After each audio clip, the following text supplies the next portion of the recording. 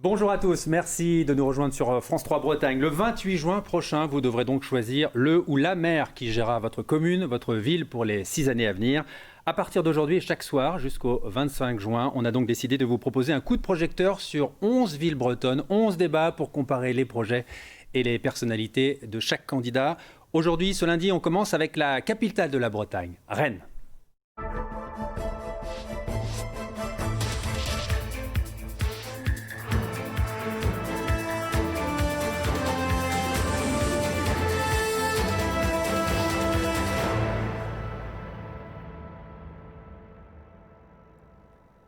Et avec nous donc les candidats qualifiés pour le second tour des élections municipales à Rennes. Je vous les présente. Nathalie Appéré, maire socialiste sortante. Bonjour. Vous conduisez la liste pour Rennes avec Nathalie Appéré qui rassemble le PS, Europe Écologie Les Verts, l'UDB, le Parti communiste Génération S, le Mouvement Radical et Place Publique. Merci d'être avec nous. En face de vous, Carole Gandon, soutenu par La République En Marche et l'UDI. Votre liste s'intitule Révéler Rennes. Et puis Charles Compagnon, soutenu par le MoDem, les LR et le Parti breton. Vous conduisez la liste Libre d'agir pour Rennes. Merci à tous les trois d'être avec nous aujourd'hui pour ce débat. Ces élections municipales ont été un peu particulières puisque la campagne a été interrompue durant 3 mois. Alors je vous propose justement de replanter le décor avec une présentation rapide de la ville de Rennes et les nouveaux rapports de force à l'issue du vote du 15 mars dernier. On se retrouve après. Rennes, la capitale de la Bretagne, est saluée pour sa qualité de vie, ville où il fait bon vivre, où il fait bon travailler, où il fait bon entreprendre. Rennes caracole en tête des classements en tout genre. À seulement 1h30 de Paris, avec la LGV, la ville est attractive. Elle compte 216 000 habitants, c'est la 11e ville de France. La politique de l'urbanisme, c'est le dossier brûlant de ces municipales. Rennes semble toujours en chantier, avec toujours plus d'immeubles pour accueillir les nouveaux arrivants. Alors, Rennes grandit-elle trop vite? Peut-elle garder sa qualité de vie? Nathalie Appéré, la maire PS sortante, est arrivée en tête au premier tour devant les écologistes menés par Mathieu Teurier. Ils fusionnent leur liste au second tour, renouant une alliance conclue en 2014.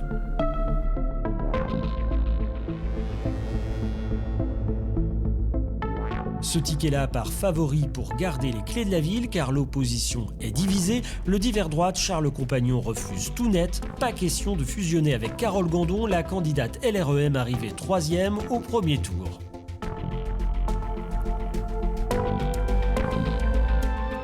À eux deux, le 15 mars, ces candidats avaient recueilli moins d'un quart des suffrages. Allez, un petit commentaire sur ce qui s'est passé dans l'entre-deux tours. J'ai envie de commencer avec vous, Nathalie Appéré. Vous n'êtes pas compliqué un peu la tâche, non? Vous êtes arrivé largement en tête du premier tour. Vous auriez pu faire une campagne du deuxième tour sans alliés et avoir la majorité. Vous n'avez pas peur de vous, entre guillemets, vous coltiner des alliés un peu perturbateurs pendant tout votre mandat?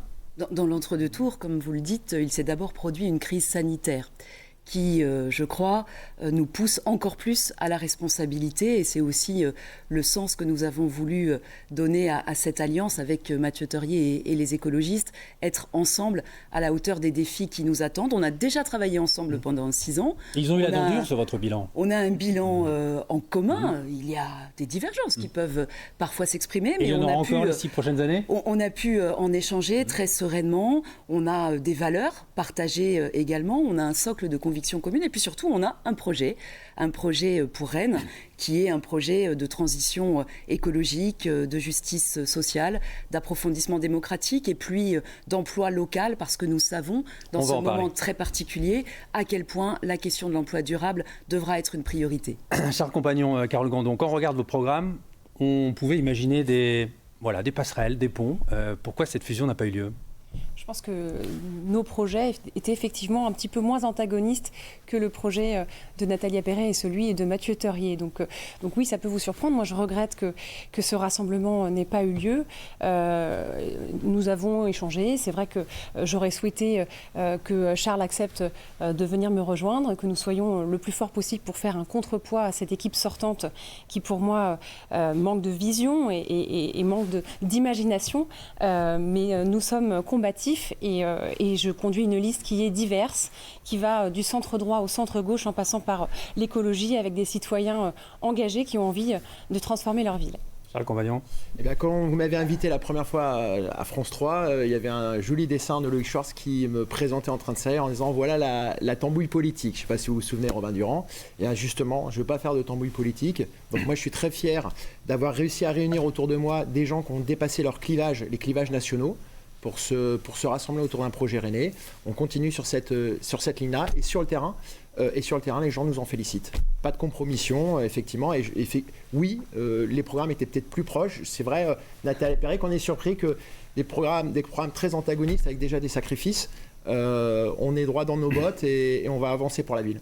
Vous savez, pendant 6 ans, conseil municipal après conseil municipal, j'ai entendu que l'alliance que nous formions avec les écologistes était contre nature.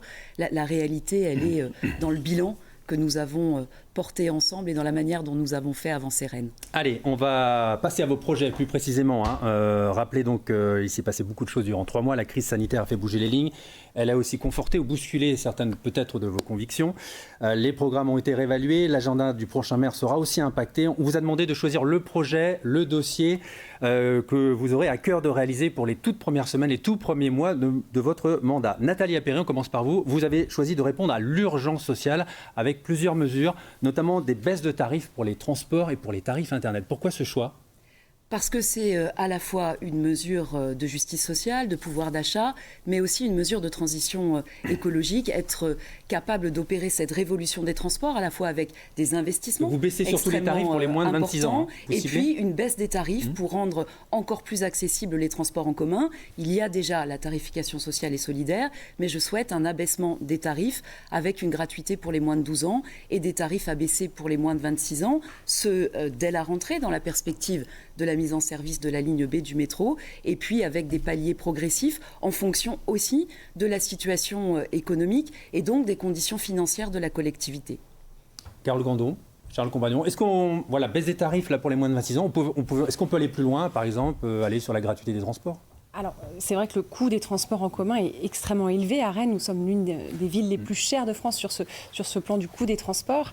Et effectivement, nous, c'était un engagement que nous avions pris aussi de baisser significativement les tarifs pour les jeunes de moins de 25 ans. Nous avions proposé de diviser par 2 le coût des abonnements. Donc, c'est en effet un véritable enjeu de pouvoir d'achat pour notre jeunesse très éprouvée dans cette phase de crise sanitaire. Et plus globalement, moi, je suis contre la gratuité totale des transports. Je pense qu'il faut instaurer une gratuité partielle. Nous avons proposé une gratuité tous les samedis jusqu'à la fin de l'année pour pouvoir accompagner nos commerces dans le centre-ville et faciliter l'attractivité du centre-ville dans les transports en commun. Donc, transport gratuit le samedi. Et puis, par contre, dans la durée, effectivement, moi, je considère que nous avons des investissements importants à faire sur ce réseau de transport métropolitain. On va en parler. Et donc, la gratuité ne permet pas de dégager des marges suffisantes pour rénover en profondeur ce système de transport. Charles Compagnon, c'est quoi pour vous l'urgence sociale ou économique aujourd'hui ? L'urgence sociale, c'est surtout la relance économique. Et la relance économique induit la relance sociale. Donc effectivement, dans nos premières déclarations post-Covid, on a appelé à une relance économique de Rennes, relance économique aussi de son poumon commercial qui était le cœur de ville, poumon économique. Et force est de constater que depuis le déconfinement, c'est pas du tout ce qui a été fait. Aujourd'hui, c'est complètement congestionné, on a des manifestations et on nous appelle au secours en disant la relance économique induira la relance sociale. J'ai vu Nathalie Appéré tiquer. Rien n'a été fait là depuis le déconfinement ? C'est le rien n'a été fait qui, de fait, m'a interrogée. D'abord, nous avons pris en plein cœur de la crise un certain nombre de mesures fortes en matière économique pour soutenir notamment la trésorerie des commerçants, des entreprises en complément des dispositifs de l'État. Donc ça, c'est des mesures qui ont été prises sans attendre. Et puis, pour le reste, nous travaillons aussi avec les commerçants à la facilitation de la réouverture de leur commerce. Ça a été des kits sanitaires qui ont pu être distribués. Ça a été un travail notamment avec le secteur de la restauration des bars qui est très impacté par le confinement et la crise sanitaire pour leur faciliter l'organisation de leurs établissements, pour étendre les terrasses, pour améliorer aussi l'ambiance urbaine du centre-ville avec des rues plus apaisées, des rues rendues piétonnes et puis oui également une circulation piétonne et vélo. On a fait suffisamment ? Charles Gandon ? Alors, en fait, là, il y a une vraie problématique, Madame Appéré, sur les décisions et la méthode que vous avez mise en œuvre pour prendre ces décisions provisoires, pour pallier la difficulté du centre-ville. Vous avez instauré des aménagements cyclables sans aucune concertation, sans aucun dialogue, sans même aucune information. Et aujourd'hui, les commerçants que vous évoquez, les restaurateurs, les commerçants du centre-ville sont gravement pénalisés par ces aménagements qui sont dangereux et qui congestionnent la ville. Donc il y a vraiment un sujet de méthode. C'est pas le tout d'avoir une intention, oui, favoriser le vélo, oui, accompagner des circulations apaisées dans le centre-ville, mais je crois que la temporalité n'était vraiment pas la bonne et la méthode employée n'était vraiment pas la bonne. On va en parler justement. Charles Compagnon, sur le commerce justement au centre-ville, ces mesures d'urgence prises par la mairie ne sont pas suffisantes, et pourquoi ? Alors, il y a extension du droit de terrasse, il y a aide à la trésorerie, c'est pas suffisant pour vous ? Non, quand on écoute déjà le terrain, et j'en fais partie. On rappelle que vous êtes propriétaire d'un restaurant. Voilà, j'ai un commerce et 18 salariés. On a demandé deux choses. Quand on a été consulté par les organes et les syndicats professionnels, moi, quand ils m'ont interrogé, on a demandé deux choses. On a demandé un accès simple à l'activité économique et au commerce, et on a demandé surtout une chose prioritaire, c'est de permettre aux clients d'arriver dans nos commerces. Et on a demandé un centre-ville apaisé, on a demandé un moratoire sur les manifestations sans évidemment dire qu'on ne peut plus manifester. C'est fondamental, le droit de manifester. C'est le temps de la relance. On peut prendre toutes les mesures qu'on veut. Si à un moment donné on a des manifestations, et on n'en a jamais eu autant que depuis le déconfinement, j'ai compté, on en a eu 6. Dont les samedis, dont les lundis soirs, dont les vendredis après-midi, on n'en a jamais eu autant. Nathalie Appéré. Peut-être deux points. Le premier sur les aménagements cyclistes, pour dire que alors, ça on va fait rappeler partie, juste pour les téléspectateurs. Voilà. Vous avez décidé une expérimentation au centre-ville, instaurer des vélorues sur les quais. L'accès aux voitures est interdit désormais. Place aux piétons et aux vélos. Ce qu'on appelle une vélorue, c'est une rue où les voitures peuvent passer, mais simplement les vélos sont prioritaires. Or, là, vous avez interdit le trafic automobile complètement, alors que dans l'intention d'une véritable vélorue, les véhicules qui n'ont pas le choix peuvent circuler. L'objectif, c'est d'éliminer la circulation de transit, mais vous devriez pouvoir autoriser les véhicules qui n'ont pas le choix à circuler à vitesse réduite et en laissant la priorité aux vélos. Ce n'est pas ce qui a été fait. Nous avons mis en place des aménagements provisoires jusqu'au 30 août, sur la période de l'été, pour favoriser le déconfinement et permettre notamment la distanciation sociale sur les trajets et offrir, de vraies alternatives au transport individuel en voiture. Parce que c'est par rapport au commerce du centre-ville qui a besoin aussi d'un accès... Tout simplement parce que le déconfinement, c'était maintenant. Et de fait, ça relève de réflexions qui sont plus anciennes, de concertations qui sont plus anciennes, mais c'est une méthode, celle de l'aménagement provisoire, pour être effectivement, en plus, dans cette période estivale, dans ce moment particulier, au rendez-vous du déconfinement. Et je note par ailleurs que pendant quelques jours, pendant la période de confinement qui a été démarrée au mois de mars, vous avez annoncé ces aménagements au mois de mai. Vous aviez un temps pendant la phase de confinement pour préparer les choses, pour expliquer, dialoguer, concerter, y compris les associations d'usagers du vélo. Ce que vous n'avez pas fait. Et même au conseil municipal, quelques jours avant, vous n'aviez même pas évoqué ces sujets. Réponse rapide et après on passera à la priorité de Charles Compagnon. Simplement, la crise sanitaire, elle a nécessité effectivement de prendre un certain nombre de décisions. Et par ailleurs, s'il devait y avoir une consolidation de ces aménagements, nous en déciderions fin août, après que ce test ait été réalisé. Mais je note que Madame Gandon nous a dit pendant quelques jours que c'était une merveilleuse idée, ces aménagements cyclistes, ces aménagements provisoires. Et sans doute après, pour des raisons qu'on imagine électoralistes, à rétropédaler, si vous me permettez l'expression, totalement, pour dire que désormais, ce n'est plus une bonne idée. Alors, moi, je pense que quand on est maire... Si je peux juste répondre on doit avancer. Sur ce point précis, parce que je suis mise en cause sur ma sincérité. Quand on est maire, il faut de la constance. En une phrase, s'il vous plaît. Un jour pour, un jour contre. Une bonne idée faite au mauvais moment, ça devient une mauvaise idée. Mais le confinement, c'était maintenant. Et en effet, une vélorue sur les quais, c'est une bonne idée dans le cadre d'un projet global avec une vision, avec une méthode de mise en œuvre. Appliquée brutalement on a compris au mauvais le message. moment, ça Carl devient Gandon, une on va mauvaise passer à la priorité de Charles Compagnon. Justement, on va rester sur les mobilités.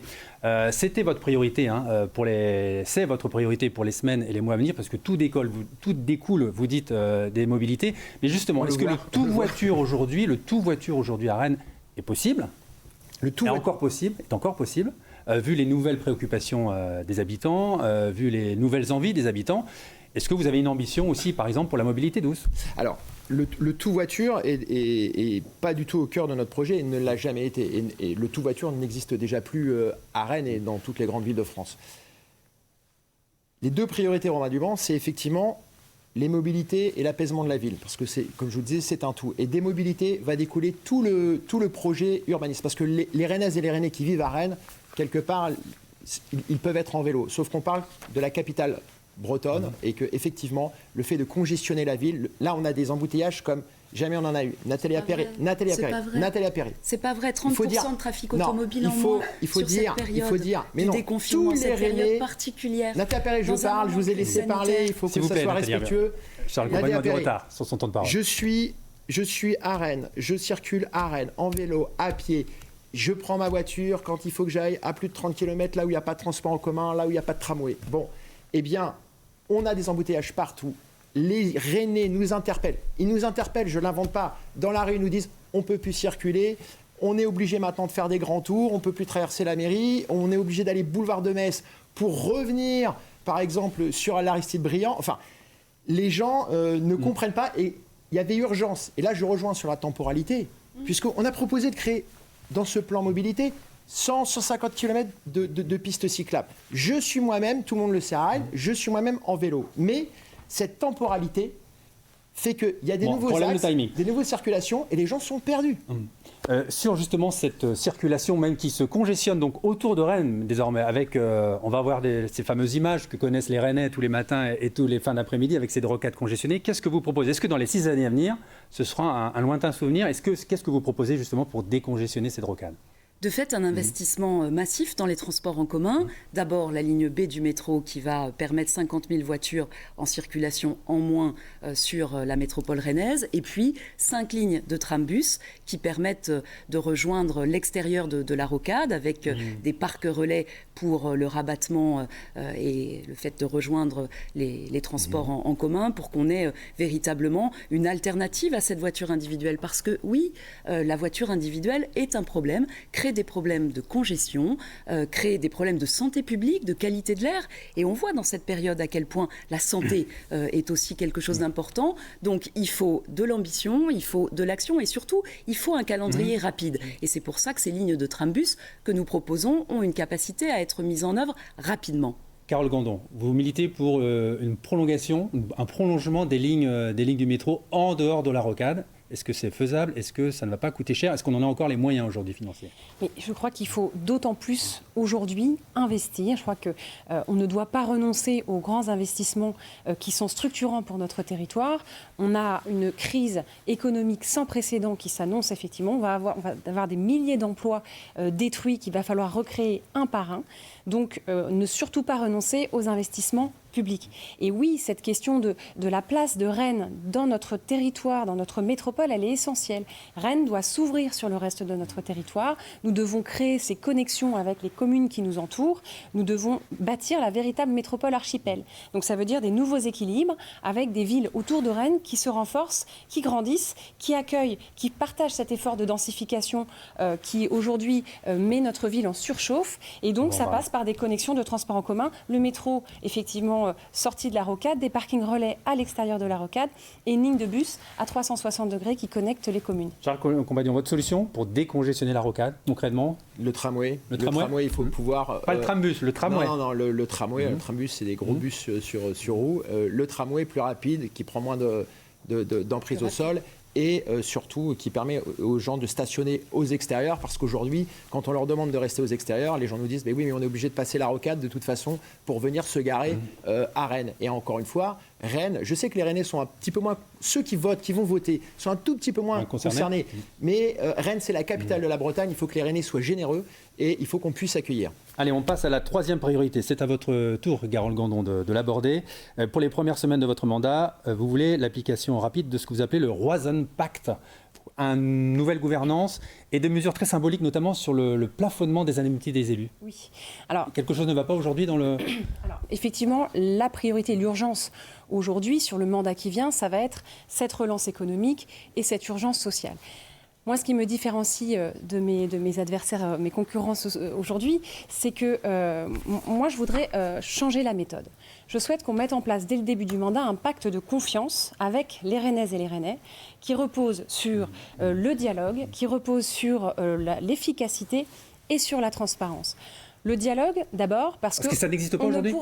On ne pourra pas relever l'économie, on ne pourra pas garantir l'ordre public, la tranquillité publique sans dialogue.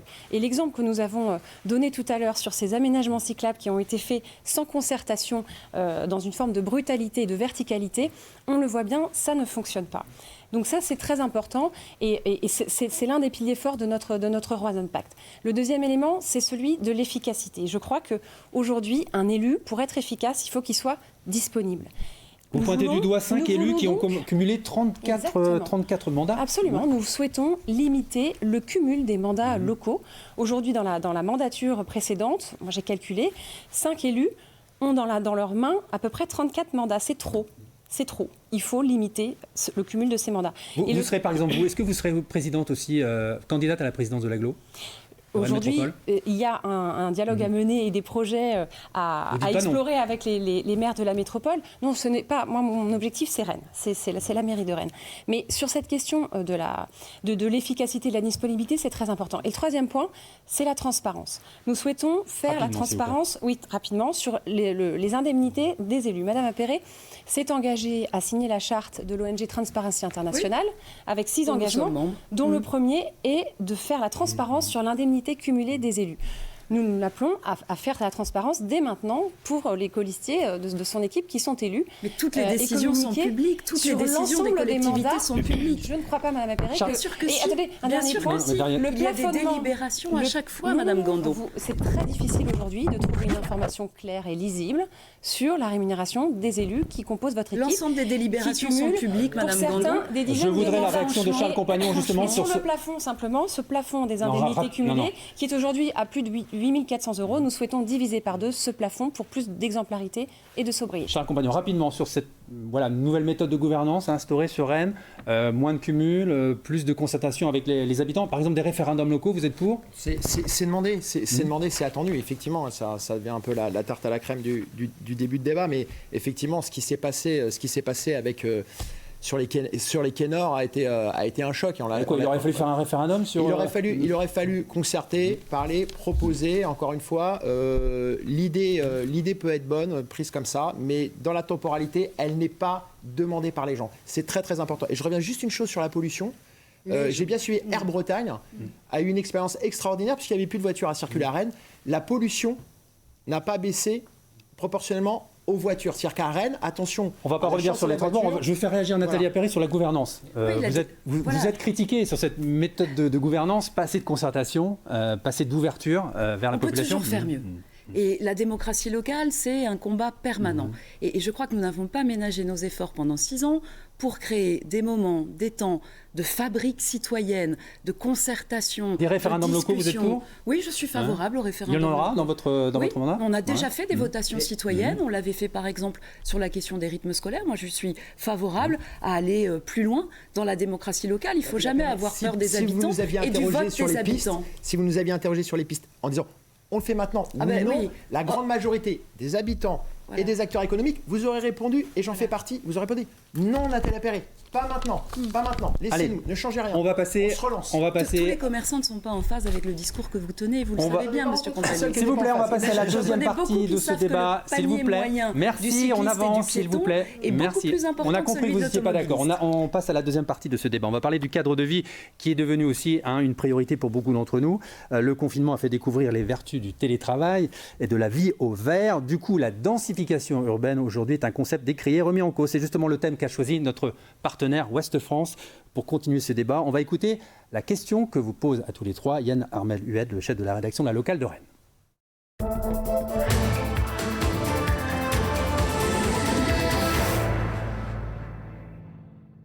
L'urbanisme a été une question très discutée pendant toute cette campagne. Tous vous promettez d'associer davantage de citoyens aux constructions nouvelles, mais vous restez assez vague sur les hauteurs. Une nouvelle tour de 26 étages, 90 mètres, doit pousser dans le quartier Euro-Rennes. Alors ma question est simple, pour ou contre la tour Samsic ? Alors, qui veut répondre? Nathalie Appéré. Ça a été un point de friction, hein. C'est toujours un point de friction entre vous et vos alliés écologistes. Cette tour, ce sera la dernière à Rennes? Oui, d'ailleurs, on l'a dit très tranquillement et on en a Donc une tour de 26 étages, 82 mètres dans le nouveau quartier Euro-Rennes qui sera près de la gare. Un seul immeuble de grande hauteur qui est de fait prévu sur ces prochaines années, qui est cette tour Samsic à Euro-Rennes, qui permet d'abord de consolider le siège d'une entreprise qui est un des fleurons de notre économie locale, qui permet aussi... des logements, il me semble. Elle n'accueillera pas le siège social de Samsic. Elle accueillera à la fois le siège social de Samsic... Dans un autre bâtiment, non. Donc ce sera la dernière tour. Pour vous, ce sera la dernière tour. Le siège de Samsic, c'est une opération complexe, qui est mixte d'ailleurs, qui est innovante, avec y compris de l'accession sociale, parce que oui, il y aura des logements, il y aura des espaces de formation pour le groupe Samsic, et de fait, un immeuble de grande hauteur, sans véritablement de difficultés par rapport à son insertion urbaine, puisque sur ce quartier d'Euro-Rennes, déjà dense, quartier avec une forte activité, et donc oui, je suis favorable à ce point, ce qui ne veut pas dire qu'il doit y avoir une multiplication de ce type d'immeubles, puisque nous avons proposé aussi de pouvoir donc un mea culpa sur la densification urbaine. Pas sur la densité. Je différencie densité et hauteur. Mais un mea culpa quand même. Mais de fait, j'entends bien qu'il y a des crispations autour de la question des hauteurs, et c'est pour ça que dans la discussion sereine que nous avons eue avec les écologistes, nous avons proposé de lier la charte de la concertation avec une révision à la marge du PLU pour limiter sur certaines opérations, sur certains zonages, les hauteurs lorsqu'elles crispent manifestement. Il faut l'entendre, les habitants, il faut être capable aussi de réviser. Charles Compagnon, plus 70 000 habitants de prévus d'ici une vingtaine d'années sur Rennes. Comment on les accueille? Il va falloir densifier, il va falloir construire pour les accueillir. On en a parlé tout à l'heure. On est dans le post-Covid, le post-crise. Il est évident que déjà... Non, mais la densification... C'est plus la peine de venir à Rennes. La densification... Mais non, on a vu des gens qui étaient confinés, etc. La densification n'est pas le modèle demandé. Il y a des alternatives. C'est pour ça qu'on a parlé mobilité tout à l'heure. Aujourd'hui, on a un territoire qui est habité, où il y a un territoire où il y a des infrastructures, il y a des possibilités. Donc, il faut répartir l'habitat. On a des zones... Donc vous dites par exemple à votre binôme Pierre Breteau, maire de Saint-Grégoire, Pierre, construis plus d'immeubles chez toi. Eh bien, construire à Saint-Grégoire, construire à Passé, construire à Becherel, voilà, on peut répartir. Il n'y a pas forcément besoin de construire. J'ai rencontré un jeune couple qui disait, mais oui, je vais aller habiter à Becherel parce qu'il y a des maisons disponibles, parce qu'il y a des disponibilités. Sauf que quand ils veulent après revenir à Rennes, ils disent, bah non, parce que je vais mettre 70 minutes à rentrer dans Rennes. Alors, sur la densification, ça nous est demandé. Et c'est ma vision de la ville de Rennes, c'était le socle de notre projet pour dire non à la densification. Nathalie Appéré l'a redit dans les débats, oui, il faut densifier. Moi, je dis non, il ne faut pas densifier. C'est l'histoire de Rennes, c'est la vision, et je m'inscris assez étrangement peut-être, dans la vision d'Henri Fréville et le début du mandat d'Edmond Hervé, puisque c'est le pacte qu'il avait passé avec les Rennaises et les Rennais. Carole Grandon, vous êtes pour le concept de Slow City qu'a mis en œuvre et mis en avant notamment les écologistes. Mathieu Théorier. Évidemment qu'on l'a vu, les effets d'une décroissance subite et subie, on a constaté pendant la crise, sont catastrophiques. Donc évidemment, nous ne sommes pas dans cette logique de décroissance comme le sont les écologistes alliés de Mme Appéré. Non, moi je suis pour une ville qui s'ouvre sur le reste de son territoire. La densification, elle doit être partagée. Oui, il faut continuer d'accueillir, mais accueillir dans de bonnes conditions. Quand vous installez une tour dans un quartier où vous avez des immeubles bas ou des maisons, ça crée des ombres portées, ça crée du vis-à-vis, ça crée des effets négatifs pour les habitants qui habitent là, et les Rennais n'en veulent plus. Donc il faut absolument travailler l'insertion urbaine des projets dans l'existant. Il faut dialoguer avec les riverains, avec les habitants, il faut faire de la transparence sur le process, ce qui n'est pas le cas dans le cas de la tour Samsic. C'est très opaque la façon dont ce projet a été attribué et géré. Il ne faut pas le faire. Moi, je considère qu'une tour, effectivement, la taille de cette tour ne correspond pas aux attentes des Rennais. C'est trop haut. Alors, la hauteur en soi, je ne suis pas opposée à la hauteur. Parce que les horizons, c'est trop haut. Par dogme, mais c'est l'emblème. Normalement, il n'y a rien. Normalement, juste pour conclure que Samelen et les horizons. Pour conclure, juste pour conclure justement sur cette partie urbanisme, je vais vous faire réagir tous les trois. Juste sur le prix de l'immobilier aujourd'hui à Rennes qui devient inaccessible pour beaucoup de ménages. C'est une des villes les plus chères de France aujourd'hui. Comment on fait aujourd'hui? Parce qu'il va falloir aussi maintenir l'offre pour éviter une hausse des prix. Donc là, on n'est pas dans une impasse aujourd'hui?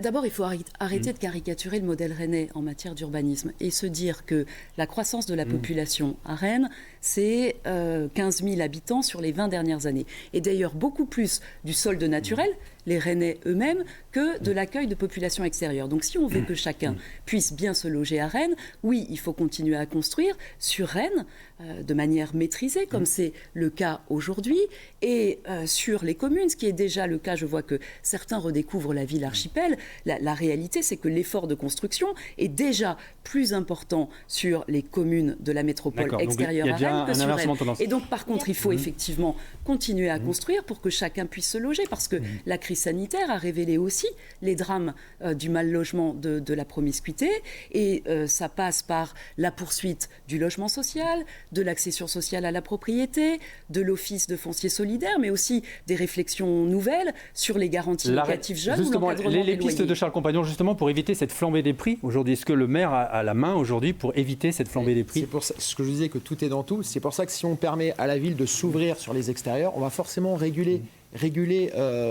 les tarifs. Et sur la construction, ce qui nous est aussi demandé, c'est qu'aujourd'hui, il y a un certain nombre, il y a une population qui commence à être exclue de la ville par les prix, mais aussi par les types de construction. Ce sont les familles.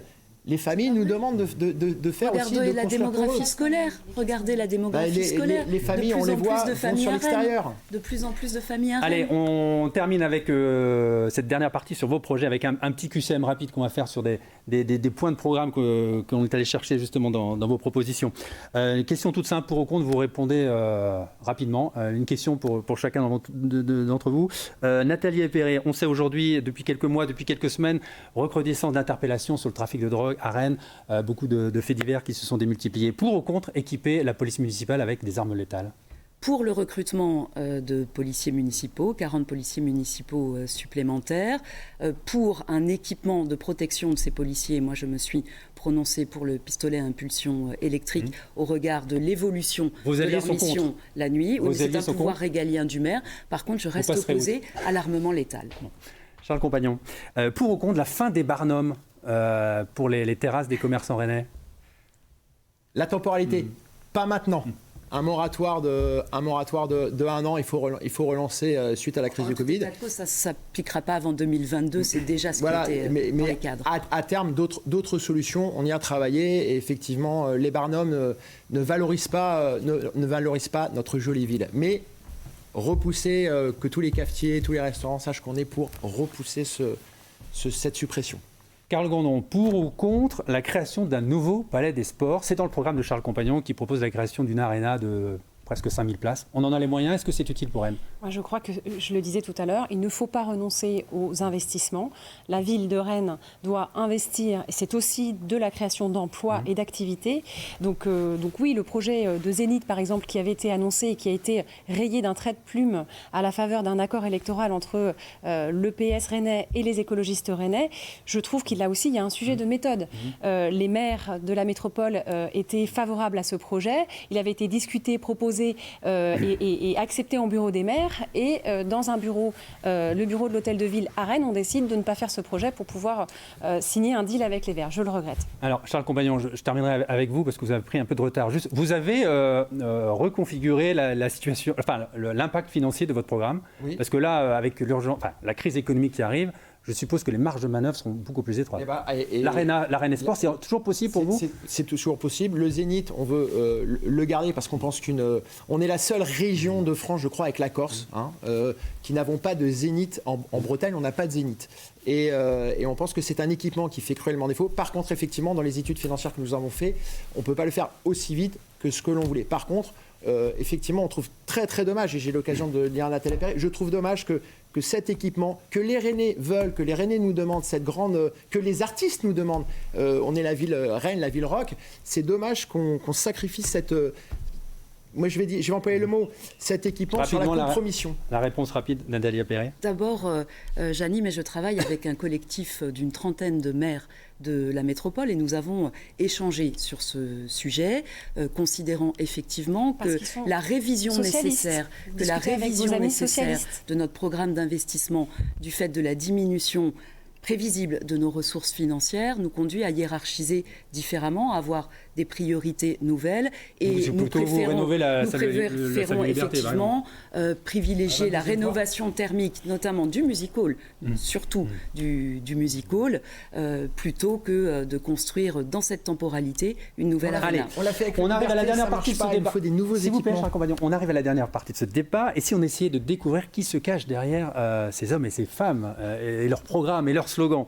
Alors on va commencer avec ce petit exercice. On va regarder ensemble le croquis que nous a préparé le dessinateur Loïc Schwartz. Vous allez le découvrir avec nous.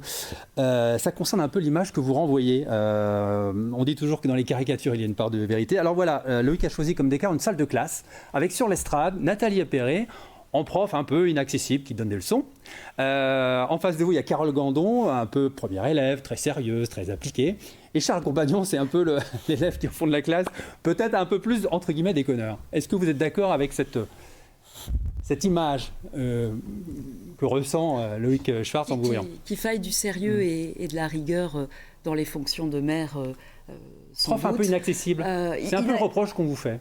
Alors inaccessible, je ne sais pas, et je ne sais pas qui est on. En tout cas, c'est pas forcément ce que les Rennais ont renvoyé, notamment dans leur vote du premier tour. Et je pense que ça ne résiste pas non plus à l'analyse de tout ce que nous avons fait en matière de concertation, de fabrique citoyenne notamment. Par ailleurs, moi j'ai une très bonne image du métier d'enseignant. Après tout, la rigueur, la transmission et l'animation, pourquoi pas. Allez, on va regarder le dessin si on peut le mettre. Carole Gandon, élève sérieuse, appliquée. C'est un peu votre côté un peu Sciences Po qui ressort.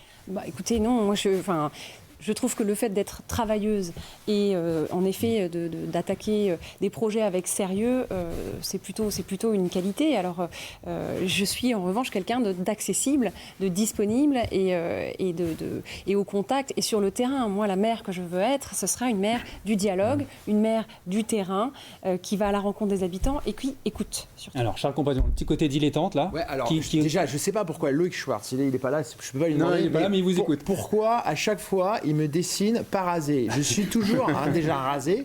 Deuxièmement, il me met au fond de la classe, je ne vois pas. Bon, mettons, vous l'avez dit, on va dire au fond de la classe. Je me souviens d'une pub qui va parler que pas forcément aux plus jeunes, mais de Guy Degraine qui était au fond de la classe et qui au final a fait des grandes choses. Maintenant, il y a des choses qui sont sérieuses. Derrière, il a mis le nom de l'activité économique. Je suis effectivement singulier dans ce dessin-là, puisque effectivement, après des maires, des grands maires universitaires, je pense qu'il est temps d'avoir un maire qui soit issu du monde économique. Allez, on va terminer avec une dernière petite séquence. On vous a demandé de choisir une personnalité que vous pourriez accrocher en portrait à côté du traditionnel portrait du chef de l'État Emmanuel Macron qui est présent dans tous les salles et dans les locaux de la mairie. On va commencer avec vous, Nathalie Appéré. Vous avez choisi une photo de vous avec Edmond Hervé et la Coupe de France. Oui, effectivement, une photo que j'aime beaucoup. D'abord parce que avec Edmond Hervé, auprès de qui j'ai beaucoup appris, notamment la rigueur et l'abnégation qu'exige cette fonction, mais aussi le fait qu'il n'y ait pas de projet sans constance et sans travail. Et puis un moment très festif, très particulier et qui parle beaucoup aux Rennais, c'était il y a un peu plus d'un an maintenant, cette Coupe de France que nous ramenions à la maison dans un moment très joyeux, très populaire, qui je crois a marqué les esprits. Carole Gandon, vous avez choisi Aimé Césaire, écrivain antillais, clin d'œil aussi à votre lieu de naissance, Fort-de-France. Pourquoi ce choix ? Oui, Aimé Césaire, maire de ma ville natale, député de la Martinique, qui a porté ce combat contre le racisme, contre le colonialisme dans la période d'après-guerre. Un combat qui a été mené et qu'il ne faut pas trahir aujourd'hui. On a un contexte où on a des débats aujourd'hui où les gens ont tendance à s'affronter les uns contre les autres et à peut-être renier les valeurs universelles des Lumières. J'estime que rendre hommage à Aimé Césaire, c'est aussi une façon de reconnaître cet héritage et de nous permettre aussi de nous projeter dans l'avenir. Mais j'aurais pu choisir d'autres personnalités, Victor Hugo, Simone Veil pour son engagement européen. Allez, il nous reste une minute, Charles Compagnon. Vous avez choisi, vous, un artiste. Oui. Un homme politique. Oui, qui fait maintenant la politique, mais qui a été avant tout, qui a marqué toute une génération, j'en fais partie, le leader du groupe U2, Bono. Pourquoi Bono ? Parce que pour moi, c'est deux choses. Dans ces temps un peu troublés, ça fait du bien de pouvoir admirer un homme et un artiste. Cette période où on est assez schizophrène, où on nous demande de reconnaître une œuvre, mais de ne pas adhérer à la vie de l'homme. Donc là, c'est bien, on a des gens qui sont alignés, on a une personnalité alignée, on peut admirer et l'homme et l'artiste. Et deuxièmement, parce que pour moi, c'est un exemple en politique. C'est la cause, c'est les causes, la remise de la dette, l'annulation de la dette en Afrique, le combat contre le sida, le paludisme, l'association qui l'a montée, RAID. C'est les causes qui l'ont amené à la politique. Et je trouve que moi, je me reconnais dans sa démarche où c'est la cause, l'amour de Rennes, qui m'a amené à être présent sur ce plateau en politique. Merci beaucoup. Merci à tous les trois d'avoir accepté notre invitation, d'avoir animé ce débat. Si vous n'avez pas pu suivre la totalité de cette émission, je vous invite à consulter notre site web pour y retrouver les meilleurs moments. Demain à 18h, Nathalie Rossignol prend le relais pour animer le débat de l'autre grande ville bretonne, Brest.